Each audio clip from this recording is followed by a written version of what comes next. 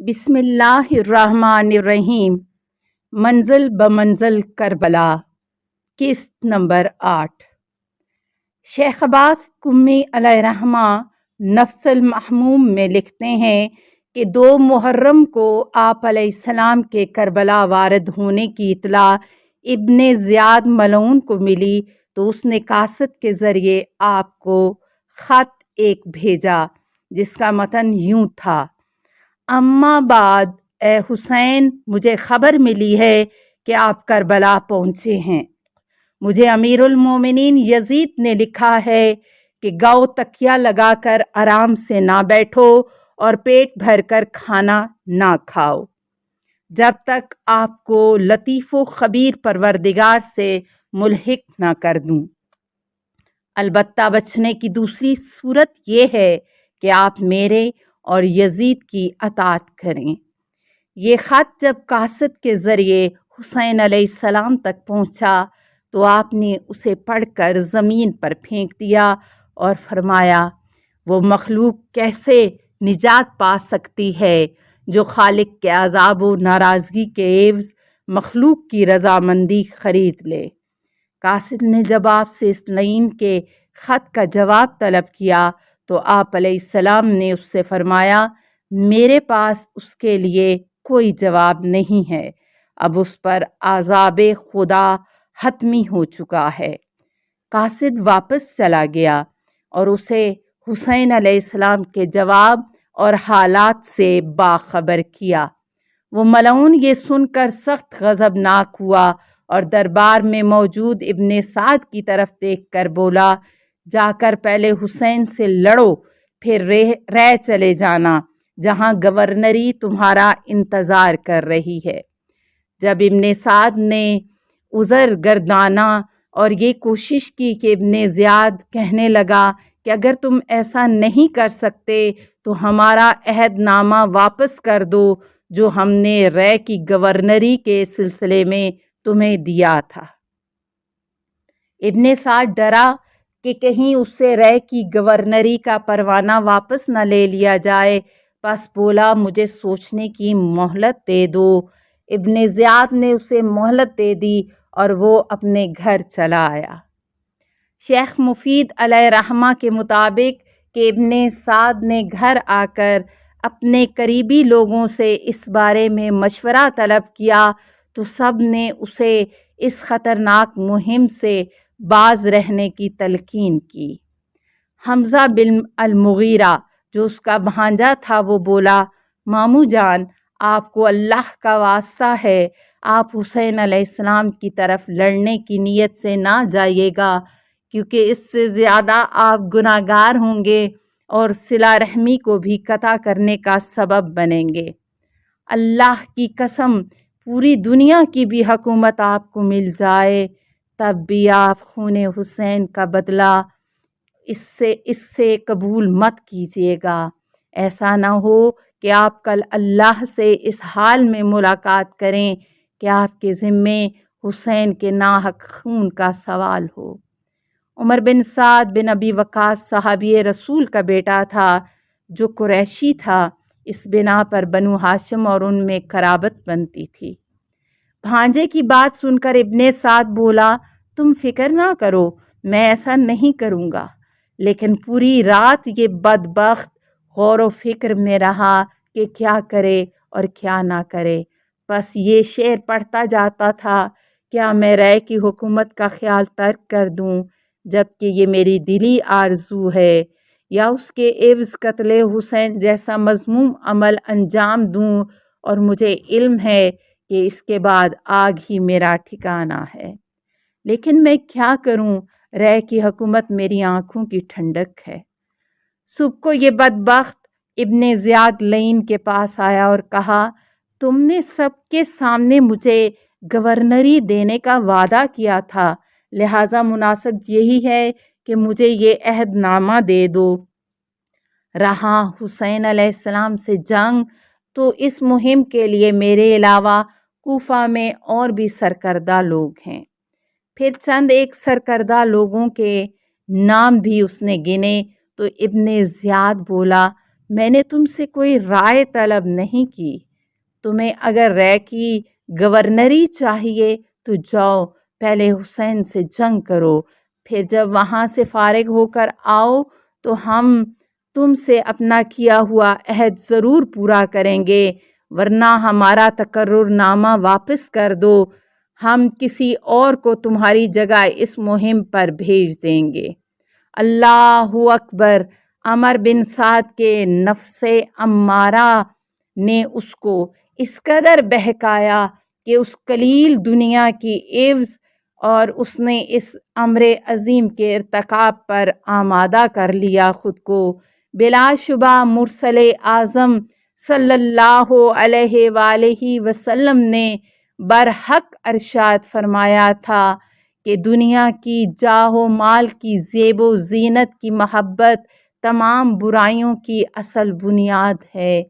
اس وجہ سے بندہ ہر قسم کے عظیم گناہوں کا ارتکاب کر لیتا ہے۔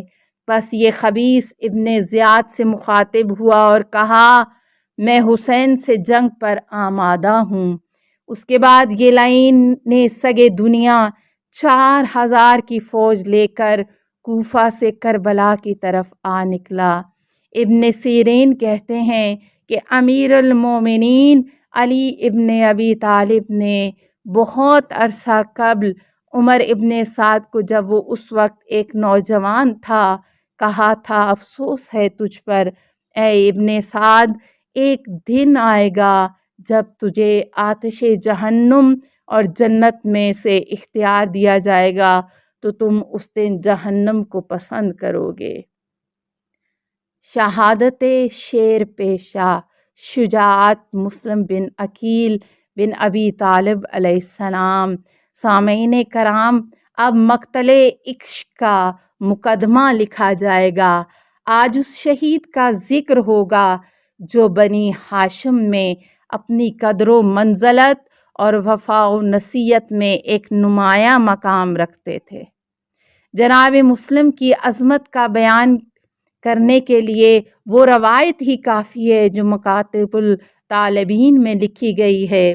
ایک دفعہ امام علی علیہ السلام نے رسول اللہ صلی اللہ علیہ وآلہ وسلم سے پوچھا، اے اللہ کے رسول، کیا آپ عقیل کو زیادہ دوست رکھتے ہیں؟ تو رسول اللہ صلی اللہ علیہ وآلہ وسلم نے فرمایا، ہاں، مجھے عقیل سے 2 محبتیں ہیں۔ ایک محبت ابو طالب کی ان سے محبت کی وجہ سے ہے کیونکہ وہ انہیں بہت زیادہ محبوب رکھتے تھے۔ دوسری وجہ ان کے فرزند عقیل کی وجہ سے ہے جو میرے فرزند حسین علیہ السلام پر شہید ہوں گے، اور ان کی شہادت پر مقرب فرشتے اور مومنین گریہ کریں گے اور فرشتے ان پر درود و سلام بھیجیں گے۔ سامعین کرام، ابو ہریرہ کہتے تھے کہ عبد المطلب کی اولادوں میں مسلم بن عقیل سے زیادہ کوئی دوسرا مجھے رسول اللہ صلی اللہ علیہ وآلہ وسلم کا مشابہ دکھائی نہ دیا۔ جناب مسلم بن عقیل علیہ السلام سن 22 ہجری کو مدینہ منورہ میں پیدا ہوئے۔ ان کے والد جناب عقیل بن ابی طالب بن ابی عبد المطلب بن ہاشم تھے۔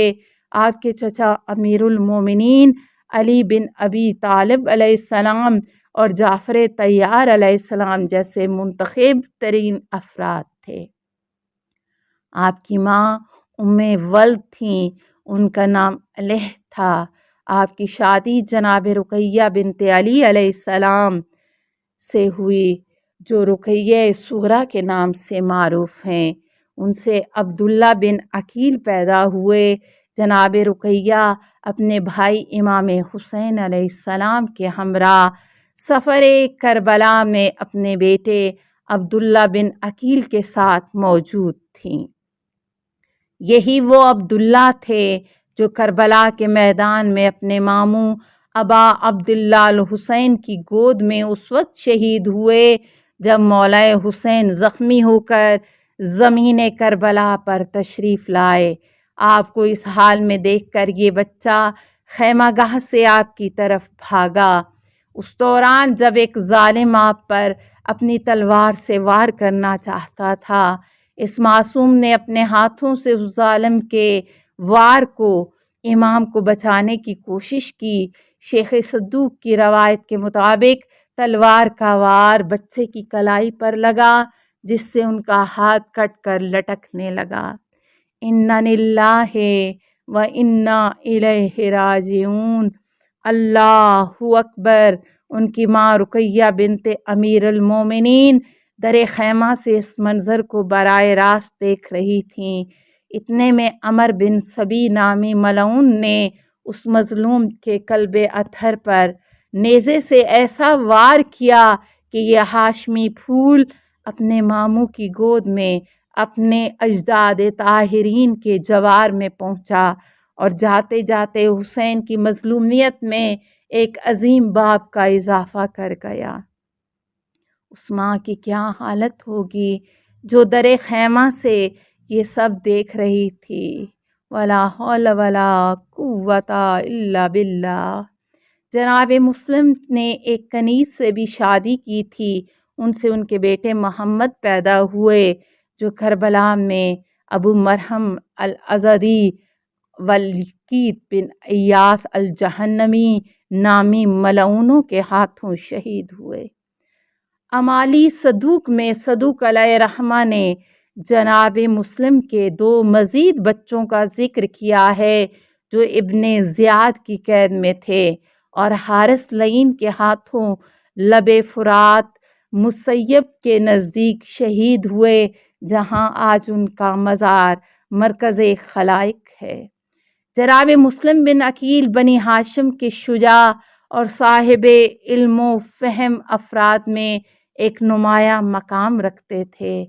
آپ کی انہی خصوصیات کی بنا پر امام علیہ السلام نے انہیں کوفہ میں اپنا سفیر مقرر کیا اور آپ کے متعلق فرمایا تھا، میں تمہاری طرف اپنے اہل بیت میں سے قابل اعتماد و سکہ اور میرے چچا زاد بھائی مسلم بن عقیل کو بھیج رہا ہوں۔ جناب مسلم کی زیارت میں ہمیں ان کے لیے یہ جملہ بھی ملتا ہے، اشہد لک بالتسلیم والوفاء والنصیحۃ لخلف النبی والمرسل۔ میں گواہی دیتا ہوں کہ آپ نے تسلیم و وفا اور نبی اکرم کے فرزند کے لیے بہترین نصیحت کی۔ یہاں امام کے لیے نصیحت سے مراد ان کے حق میں طلب خیر ہے، اور یقیناً مسلم سے بڑھ کر حسین کا اہل کون ہوگا۔ جناب مسلم تا دم آخر اپنے بھائی اور آقا ابا عبداللہ کے خیر خواہ رہے۔ جب کوفہ کے حالات بدلے اور آپ تنہا ہو گئے، تب بھی آپ کی آخری تمنا یہی تھی کہ کسی نہ کسی طرح امام مظلوم کو کوفہ آمد سے روکا جائے۔ مقتل کی روایت کے مطابق جب طبا کے گھر میں آپ کی موجودگی کی اطلاع ابن زیاد کو ملی تو اس نے ایک دستہ آپ کو گرفتار کرنے بھیجا۔ جناب مسلم گھر سے باہر نکلے اور ہاشمی شجاعت کا مظاہرہ کرتے ہوئے ان ملعونوں کا مردانہ وار مقابلہ کیا اور ایک کثیر تعداد کو واصل فی النار کیا۔ آپ کی شجاعت کو دیکھ کر ایک لعین چیخا، واللہ یہ ہاشمی شجاعت کا حامل ہے، تم ان سے یوں نہیں جیت سکتے، بس کوئی ہیلا کر لو تاکہ ان پر غلبہ پا سکو۔ بس ایک گڑھا کھودا گیا، لڑتے لڑتے جناب مسلم اس میں جا گرے، اور اس گڑھے میں گرنے پر ظالموں نے چاروں طرف سے آپ پر حملہ کیا اور سخت زخمی حالت میں آپ کو ابن زیاد کے پاس پیش کیا گیا۔ تلوار کی ضربت سے آپ کے دندان مبارک شہید ہو چکے تھے اور لبہائے مبارکہ زخمی تھے۔ دربار میں داخل ہوئے تو آپ نے ابن زیاد پر سلام نہیں کیا۔ ایک سپاہی نے آپ کو ٹوکا کہ تم نے امیر پر سلام نہیں کیا، تو آپ نے جواب دیا، میرا حسین کے علاوہ کوئی امیر نہیں ہے۔ ابن زیاد لعین یہ سن کے بولا، چاہے تم سلام کرو یا نہ کرو، تم ضرور قتل کیے جاؤ گے، اور تمہیں اس طرح قتل کروں گا کہ اسلام میں آج تک کسی کو اس طرح قتل نہ کیا گیا ہوگا، اور اگر تمہیں قتل نہ کروں تو اللہ مجھے قتل کرے۔ جناب مسلم اس کے جواب میں بولے، بے شک تمہیں ہی یہ زیب دیتا ہے کہ اسلام میں ایک ایسا کام ایجاد کرو جو اس سے قبل موجود نہ ہو۔ پس سامعین، جناب مسلم کو قتل کرنے کی تیاری ہوئی۔ دارالامارہ کی چھت پر جب مسلم قتل کرنے کے لیے کھڑے کیے گئے تو حسین کی طرف مخاطب کرتے ہوئے کہا، آخری سلام ہو، السلام علیکہ یا ابا عبداللہ۔ شہادت کے بعد مسلم و ہانی کی لاشوں کو کوفہ کے گلی کوچوں میں گھسیٹا گیا، پھر سولی پر لٹکایا گیا۔ مقام ذو حسن پر حسین کو مسلم و ہانی کی شہادت کی اطلاع ملی۔ سامعین، خیمہ اہل بیت سے رونے کی آوازیں بلند ہوئیں۔ مسلم کی 2 بچیاں جو اس سفر میں ساتھ تھیں، جب انہیں ان کی شہادت کی خبر ملی تو وا مسلمہ وا آبادہ کی آوازوں کے ساتھ گریہ کرنا شروع کیا۔ اللہ اکبر! یہ منظر دیکھا تو مظلوم کربلا نے بچیوں کو اپنے پاس بٹھایا اور دستے شفقت ان کے سروں پر پھیرنا شروع کیا اور تسلی دی، میں قربان جاؤں آپ پر، اے یتیموں کے شفیق باپ، مگر کیسے بیان کروں؟ جب شام غریباں آئی تو حسین کی بچی کا کیا حال تھا؟ الا لعنت اللہ علی القوم الظالمین۔